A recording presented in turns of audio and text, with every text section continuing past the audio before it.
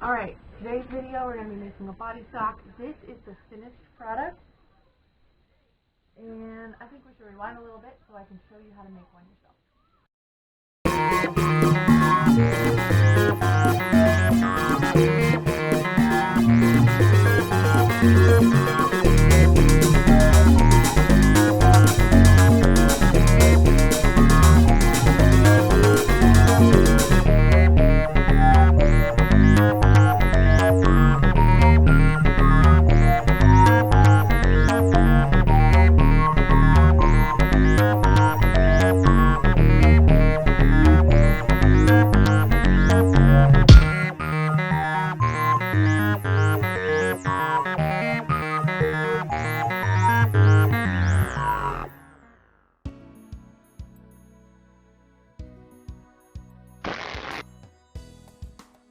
Hi, my name is Tiffany Rigney, owner and operator of Mosaic Designs Co.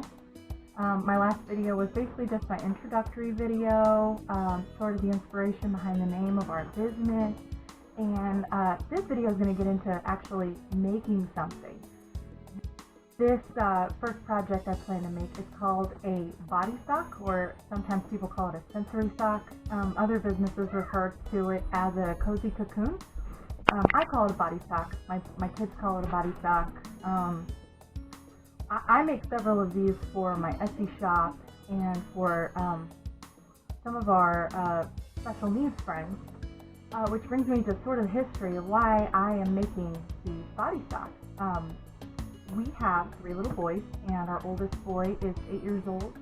And when he was right about 4 years old, Eli, our oldest, was diagnosed with autism spectrum disorder and ADHD and sensory processing disorder. And we quickly found out that there are tons of gear out there that can help with these things. Things like the weighted blankets and the sensory socks and the noise canceling headphones and all of that. And we started investing in all these helpful tools, but they're not cheap. And since I have a background in sewing, I decided to make our body sock for Eli. And once we found out how beneficial it was to him, I started making them for other people. And I actually found a really great description of what a sensory sock or body sock is. This is actually 2 descriptions sort of patched together. The sensory sock is a great tool that can help children with sensory processing disorders get the input they crave. The body sock provides an even hug that can calm children while organizing their sensory system. The sock is also used by professionals to help children with autism relax. Sensory body socks are very stretchy and provide resistance when you move in them. This provides deep pressure through the joints, and when you move around in different ways, this provides the vestibular input, which refers to sort of the balance and the movement in space. So it really helps with a sense of self-awareness.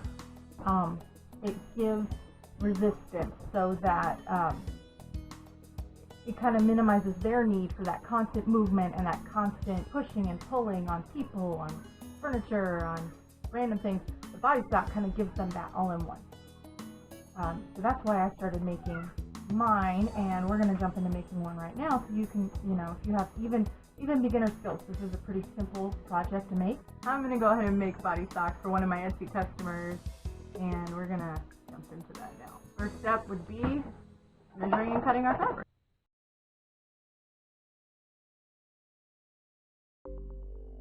Alright, so we're going to be using this particular fabric. It is very stretchy. You can get this fabric to stretch 2 ways, 4 ways, lots of ways.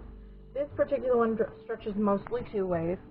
You can find, there's some that are, they have a bit of spandex in them, usually about 10% spandex.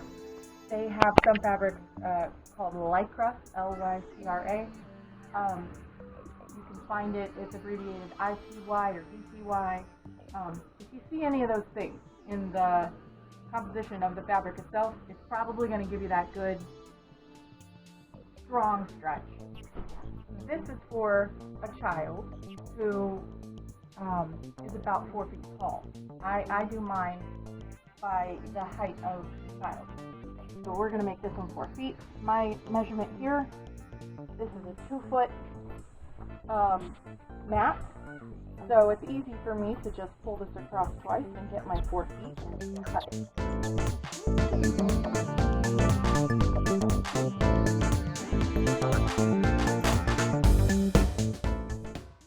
So this is 4 feet tall by 5 feet wide.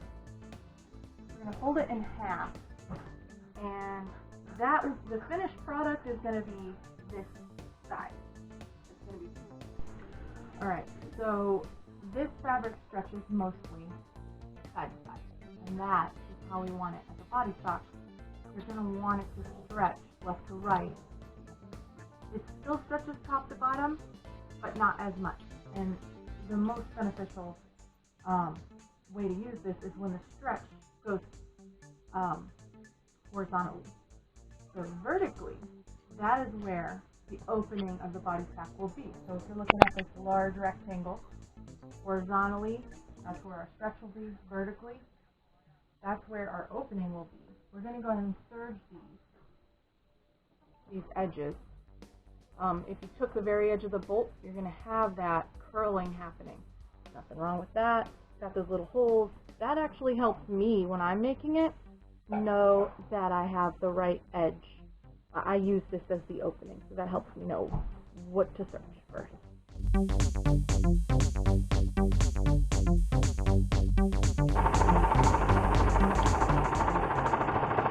Alright, I'm going to pause here, show you something about my serge press.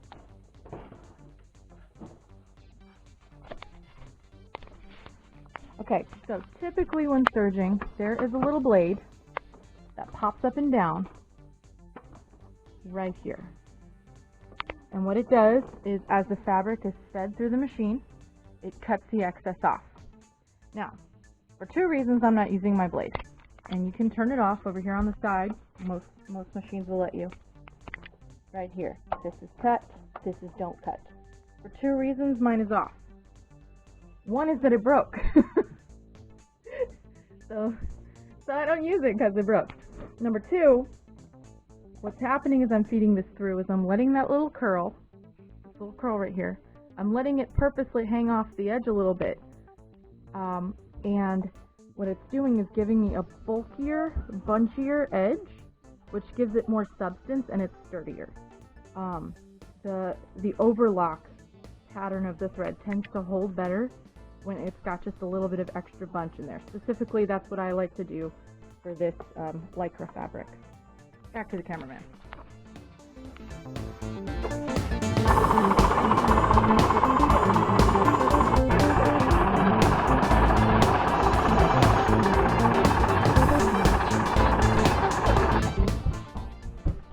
Alright, that's just our first side. We're going to do the exact same thing on the opposite side.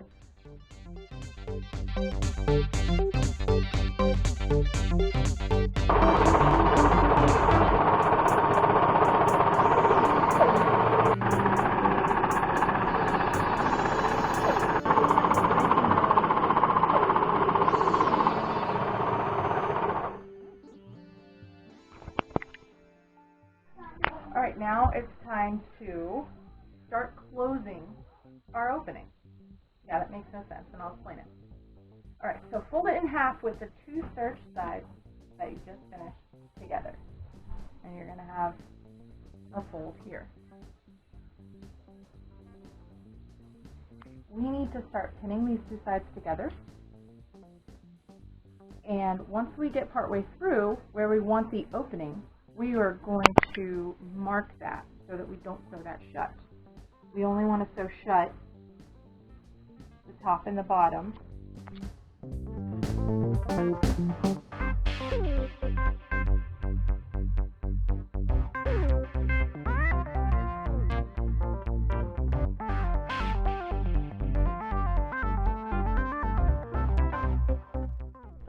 Okay, so I'm going to start fitting these together just like you normally would. I, of course, point my pins outward so that when I'm sewing, this is what goes up under the foot. That little point on the pin can get jammed up under your foot. So if you point your pins outward, it's less likely to do that. Okay. Now I'm only going to go about 8 inches or so from the, I'm calling this the top. I'm only going to go about 8 inches or so, and I'm going to put like a double pin like this right here, 2 pins side by side. You could do that if that helps me, or you could use a colorful pin. I like my little purple pin. This will tell us where to stop. And we're going to do the same thing on the other end, but much further from the edge. This is the bottom. This is the bottom of the body sock. And we're going to pin to right about 1.5 foot, 18 inches, 20 inches, something along those lines. And that's where we're going to do our little double pin, or a colored pin, a little purple pin, and that tells us where to stop sewing. So here to here, we're going to sew. Here to here, we're going to sew. Here to here, we're going to keep it open. We'll reinforce these edges later. I'll show you that when we get there.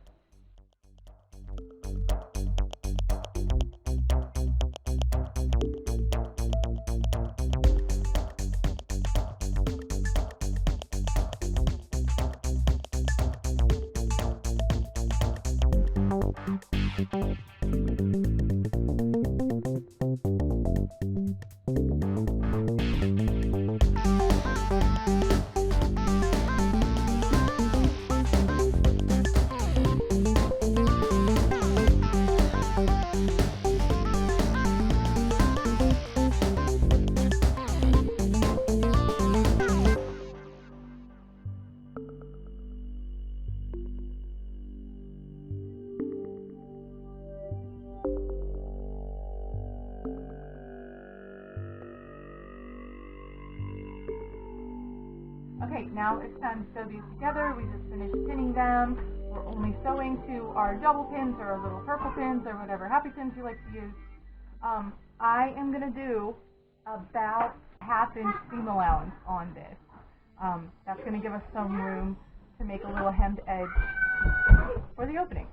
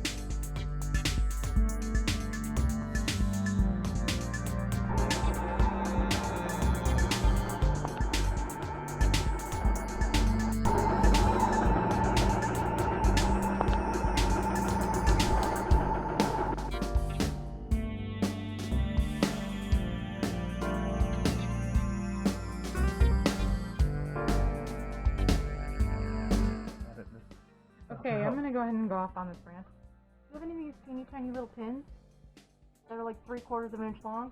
Throw them in the trash.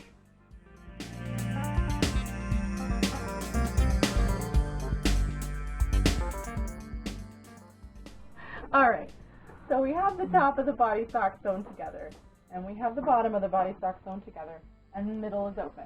It's technically not exactly in the middle. You can probably see that, because this is where the head will be, this is where the lower body will be, and you don't need that much room to get in and out. It makes more sense to have the opening up here so that if they want to stick their little head through, they can do it and they still have a lot more body sock down. Alright, now it's time to hem the edges of the opening of our body sock. I like to use my ironing board so that I have a nice flat spot to fold the edges over and then pin them. And typically the ironing board will hold it. I'm mostly just gonna use my hand to get it where I want it, and then I'll come back with the pins and just pin it in place. This does not have to be perfect. This is the inside. Nobody's going to be looking at the inside except the person inside it who probably doesn't care. The inside, doesn't matter.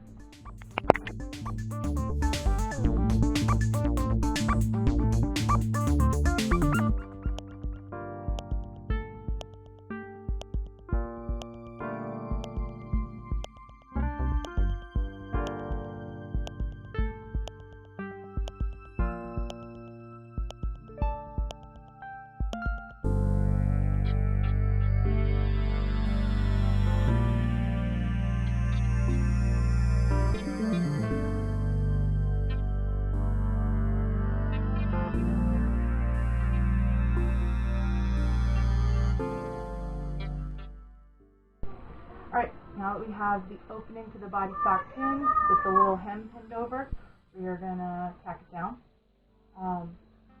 And in the process, we could come close.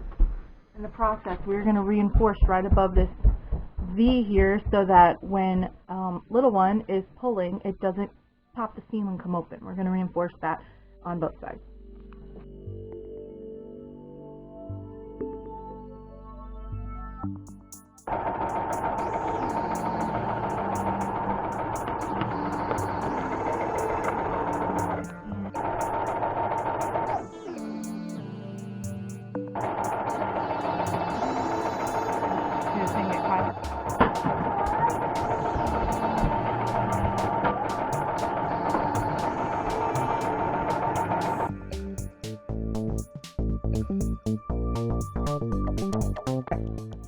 So, right here, where this is opening, we are just going to do a back and forth line using the back stitch. Back and forth, 5 or 6 times. And here we go.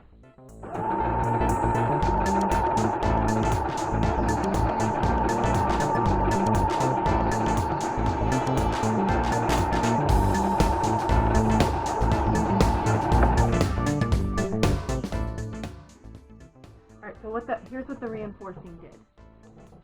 You can see these thread lines here. That is going to keep this thing from popping every seam from here to the edge when, not just if, but when this gets pulled and stretched and played with, because there's going to be a lot of abuse to this little corner. I ran out of bobbin thread. I hate when I run out of bobbin thread. See? It's gone. I don't know if you can see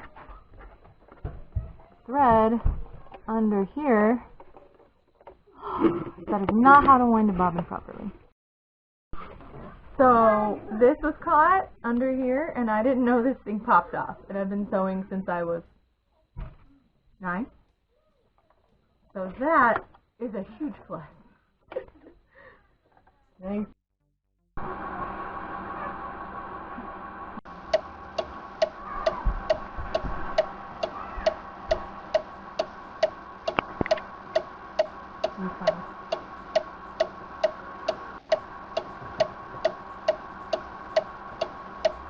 That's probably good enough.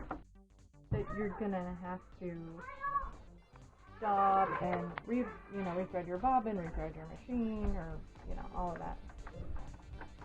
So that's why I kind of.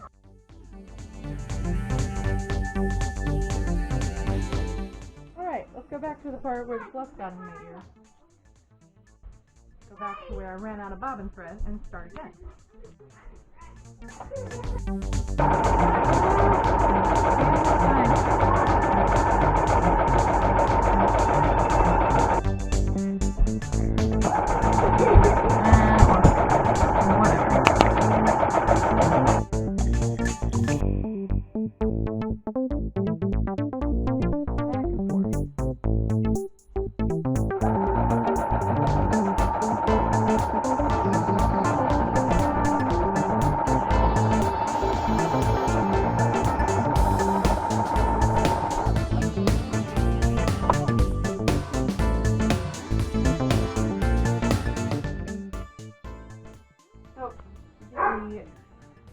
opening of the body sock is done. This is the inside of it. That's why you can see the edges there. But we're going to leave it inside out. Finish up the top and the bottom. So, first thing we need to do is establish where this seam meets the back. And you want it to be right in the middle. You want it centered. And here's how I find that. I pull it in half with the seam on my left hand and the fold on my right. Make it even, mark that. And I, again, like to use my bright, shiny, little purple pin.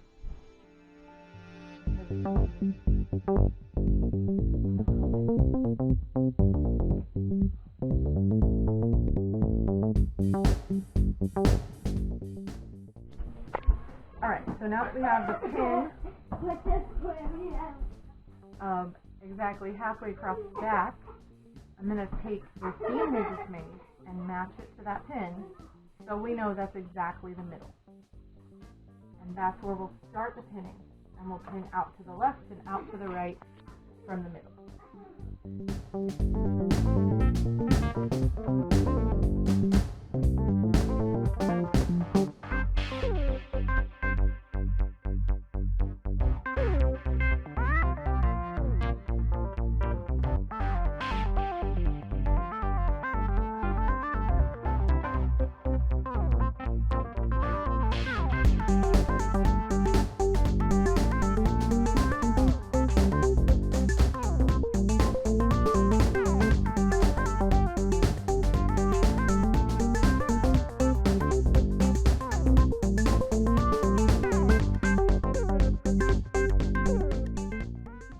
Front and the back of the top of the body stock pinned together, and now we are going to sew it together, probably right around a 1/2 inch of seam allowance, and then we'll follow it up with the 1/3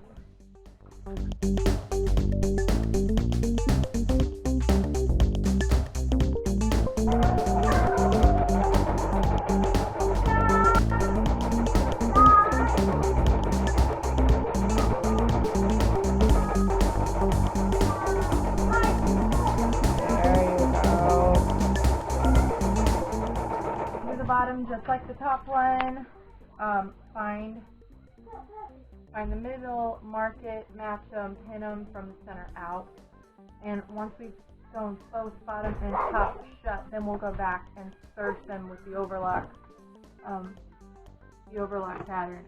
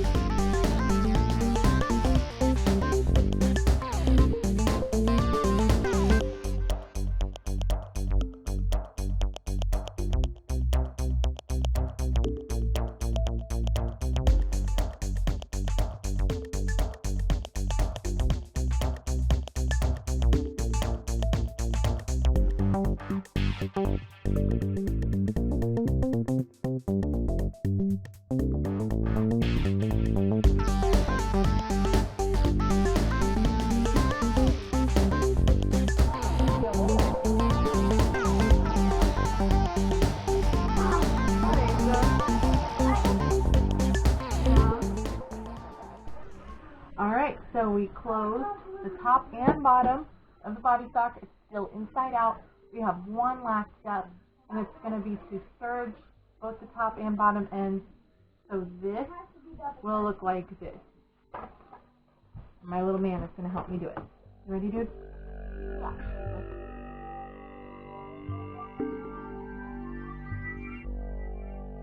Up for me.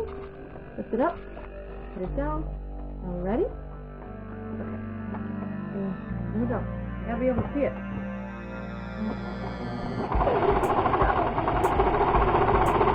Good, that one, buddy.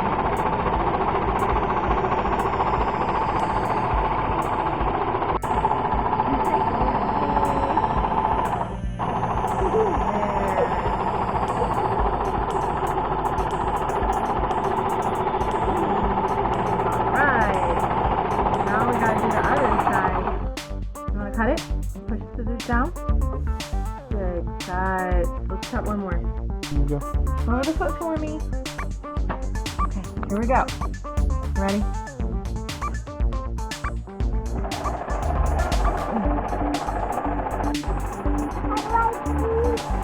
Yeah.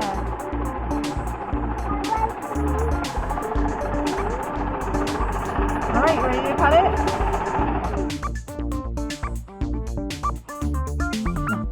Cut it. Cut it. Squish.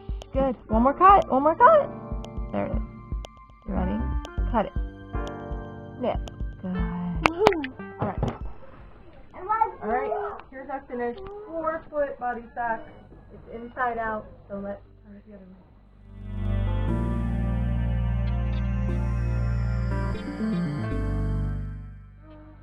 One corner. Two corners.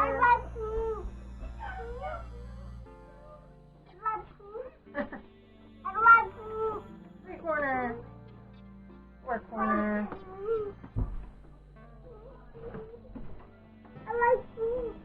Alright. Finished body sock. We're on. Alright, so here's our finished 4-foot body sock. And I want to try it out. So we're going to have our resident body sock expert, Eli, try it out for me. Okay, let me help you get in, okay? I'm going to take the long part at the bottom, put your feet in the corner. Right? I'm not going to touch it. You want to take that. Right? No! Put her hand. Both your feet are both of your feet are in the corner. Roll away. Touch feet in the corner. There we go. Stretch it. Yeah. Alright. Okay, get all the way inside. Look at you. Be sure to follow us on social media and check out my Etsy shop. You can find us online on Facebook, Instagram, YouTube, and of course, there's my Etsy shop.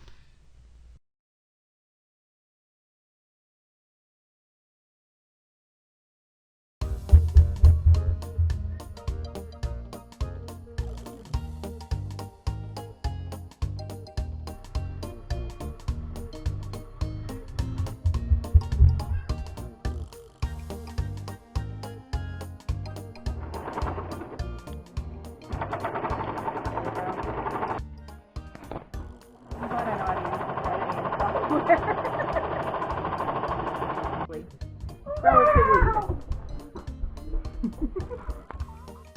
Start it. There we go. A hemmed edge for the opening. Don't mind the tornado going back and forth. Hurricane Isaac.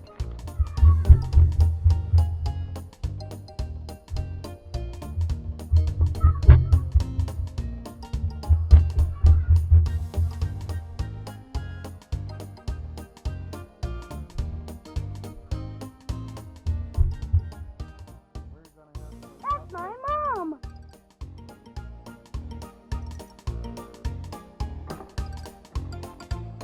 Nothing. What are you doing, Asa? Eli. What are you doing, Asa? Does it tickle you? Yeah. Go put it in the office. Okay. How about you? Okay, I'm gonna take Don't this leave. with me. No, I need it, Eli. Asa wants to try it too. Ready? There you go. Okay, Now it's a baby mummy. Okay, alright. Here's a good time to point out that I have not closed the top and bottom ends yet for a reason. I want to close these ends after sewing this opening, hemming down this opening edge, because it's very difficult to put a tube-shaped, what do you call this? A tube of fabric, and then turn it sideways, because I don't know how to explain. There's a reason. I don't know how to explain it though. We just do it this way. Alright.